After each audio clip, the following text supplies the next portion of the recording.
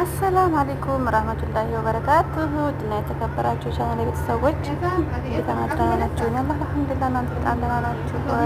እንግዲህ እንደዚህ የሚያምር እየድርይ ከፈለጋችሁ አናግሩ ማለት ነው። ጓደኛዬ ልጅ ነው መድኃኒት ቤት እና ቻናሌን ሰብስክራይብ ላይክ በማድረግ እንዳትረሱ አሳድጉኝ፣ አበረታቱኝ ማለት ነው። እስኪ እንግዲህ የለበስኩትን ዛሬ ሽር ብዬላችኋለሁ። እስኪ እንደምታዩት